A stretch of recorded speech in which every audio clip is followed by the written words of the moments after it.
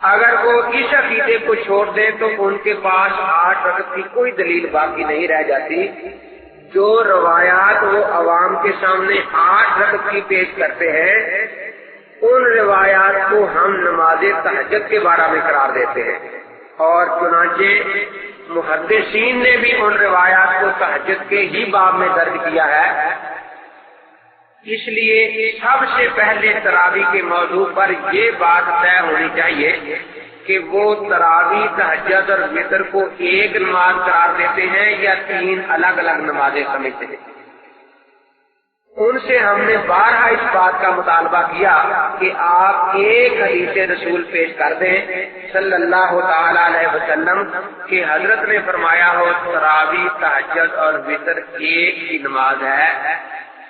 ان لوگوں نے جو فرق کر رکھے ہیں وہ اس طرح بیان کرتے ہیں کہ ایک نماز کا نام 11 مہینے تہجد رہتا ہے، لیکن 12ویں مہینے اسی کا نام تراویح بن جاتا ہے۔ ہم کہتے ہیں کہ اس پر کوئی حدیث پاک پیش کر دیں، لیکن وہ آج تک پیش نہیں کر سکے۔ وہ کہتے ہیں کہ 11 مہینے وہ نماز نفل ہوتی ہے اور 12ویں مہینے وہی نماز سنت مؤکدہ بن جاتی ہے۔ ہم کہتے ہیں کہ اس فرق پر کوئی حدیث پاک پیش کر دے، لیکن وہ آج تک اس فرق پر کوئی حدیث پاک پیش نہیں کر سکے۔ وہ کہتے ہیں کہ 11 مہینے اس کا وقت رات کا آخری حصہ ہوتا ہے اور 12ویں مہینے اس کا وقت رات کا ابتدائی حصہ بن جاتا ہے۔ ہم جب پوچھتے ہیں کہ یہ فرق کسی حدیث پاک میں ہے تو وہ اس پر بھی کوئی حدیث پاک آج تک بیان نہیں کر سکے۔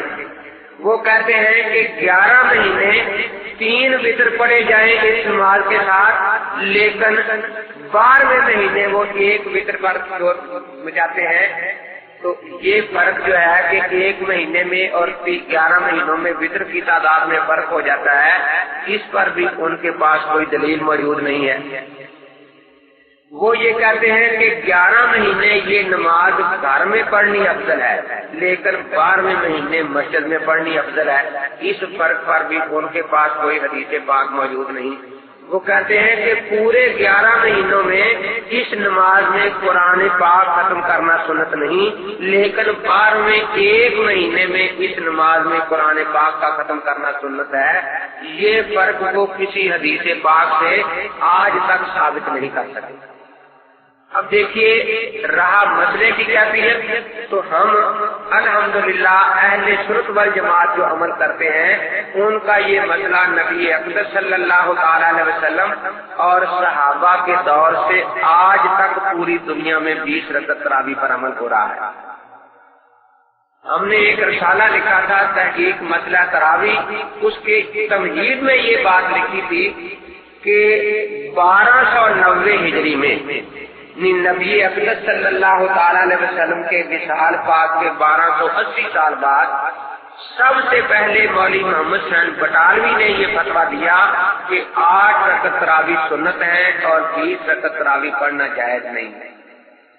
اور یہ وہی شخص ہے جس کو انگریز نے 4 مربع زمین اس لیے دی تھی کہ یہ مسلمانوں میں لڑائی اور فرقہ بندی پیدا کرے۔ چنانچہ اس کے رد میں خود غیر مقلدوں کے مولوی اور اس کے استاد بھائی مولوی غلام رسول صاحب قلعہ میاں سنگھ والے نے پورا رسالہ فارسی میں لکھا، اور اس میں لکھا کہ اس غالی مفتی نے یہ فتویٰ دے کر امت میں فتنہ ڈال دیا ہے، جبکہ شرقن غربن شمالن جنوبن پوری دنیا میں امت اسلامیہ کا عمل 20 رکعت تراویح یا اس سے زائد پر ہے، 20 رکعت سے کم پر کہیں نہیں ہے۔ تو ہم نے وہاں یہ لکھا تھا کہ 1290 سے پہلے پوری اسلامی دنیا میں ایک مسجد کا ایسا نشان اور پتہ بتایا جائے جہاں 8 رکعت تراویح باجماعت پورا مہینہ ادا کی گئی ہو۔ پورے 1300 سال میں ایک مسجد کا بھی آج تک وہ پتہ اور نشان ہمیں نہیں دے سکے کہ پورا رمضان 8 رکعت تراویح باجماعت اول وقت میں ادا کی گئی ہوں، اس میں قرآن ختم ہوا ہو اور 20 رکعت تراویح کے بدعت ہونے کے فتوے جاری ہوئے ہوں۔ یہ ملکہ وکٹوریہ کے دور سے پہلے 1290 سے پہلے کہیں بھی ثابت نہیں۔ کہ غیر مقلد مجھے کہنے لگا کہ آپ خلفائے راشدین کے طریقے پر عمل کرتے ہیں. میں نے کہا ان کے طریقے پر عمل کرنے کا تو اللہ کے نبی نے حکم دیا ہے، علیکم بسنتی و سنت الخلفاء الراشدین المہدیین. لیکن آپ جو ملکہ وکٹوریہ کے دور کی باتیں لے رہے ہیں اس بارے میں تو ہمیں آج تک کوئی حدیث نہیں ملی.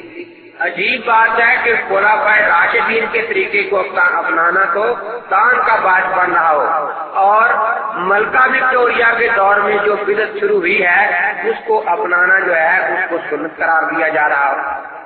اللہ تبارک و تعالیٰ فرماتے ہیں فَلَا وَرَبِّكَ لَا يُؤْمِنُونَ حَتَّى يُحَكِّمُوكَ فِيمَا شَجَرَ بَيْنَهُمْ ثُمَّ لَا يَجِدُوا فِي أَنفُسِهِمْ حَرَجًا مِّمَّا قَضَيْتَ وَيُسَلِّمُوا تَسْلِيمًا کہ مسلمان کو نبی پاک صلی اللہ تعالی وسلم کے ارشادات کے قبول کرنے میں کبھی دل میں تنگی محسوس نہیں کرنی چاہیے. اب یہاں رسول اقدس صلی اللہ تعالی علیہ وسلم کا قول کیا ہے اور فعل کیا ہے رمضان مبارک کے بارے میں پہلے یہی دیکھنا چاہیے. تو نبی اقدس صلی اللہ تعالی علیہ وسلم نے ایک تو کھلی ترغیب بیان فرمائی کہ من قام رمضان ایمانا واحتسابا غفر له ما تقدم من ذنبه، کہ جس نے رمضان شریف کا قیام کیا وہ مومن اور نیک نیتی سے کر رہا ہو، ثواب کی نیت سے اللہ تبارک و تعالیٰ اس کے پچھلے گناہوں کو معاف فرما دیتے ہیں. اللہ تعالیٰ اور اللہ کے پاک پیغمبر کا طریقہ یہ ہے کہ جس چیز کی ترغیب دیتے ہیں اس میں کوئی خاص عدد معین نہیں فرماتے. مثلا قرآن پاک میں بار بار ترغیب دی گئی ہے کہ استغفار کرو. نبی اکرم کی احادیث میں بھی آپ نے زبانی طور پر استغفار فرمایا، اس کی ترغیبیں بیان فرمائی. عملی طور پر یہ آتا ہے کہ ایک حدیث میں کہ حضرت روزانہ 70 مرتبہ استغفار فرماتے اور ایک میں یہ کہ آپ 100 مرتبہ استغفار فرماتے تھے. اب پوری امت کا اتفاق ہے کہ اگر کوئی آدمی 100 سے زیادہ مرتبہ بھی استغفار کرے تو وہ خدا اور رسول کا نافرمان نہیں سمجھا جائے گا، کیونکہ اللہ اور اللہ کے رسول نے زیادہ سے زیادہ استغفار کی ترغیب بیان فرمائی ہے. اس لیے جتنا بھی کوئی استغفار کرے وہ انہی آیات کا مصداق سمجھا جائے گا جن میں استغفار کرنے کا حکم ہے. نبی اقدس نے رمضان کے بارے میں خاص طور پر فرمایا کہ اس مہینے میں ایک نفل کا اجر اللہ تعالیٰ ایک فرض کے برابر عطا فرماتے ہیں، اور ایک فرض کا اجر اللہ تبارک و تعالیٰ 70 فرائض کے برابر عطا فرماتے ہیں. حضرت مولانا گنگوہی رحمۃ اللہ تعالیٰ نے اپنے رسالہ تراویح میں بیان فرماتے ہیں کہ معلوم ہوا کہ جتنی زیادہ عبادت کی جائے وہ ہی زیادہ بہتر ہے.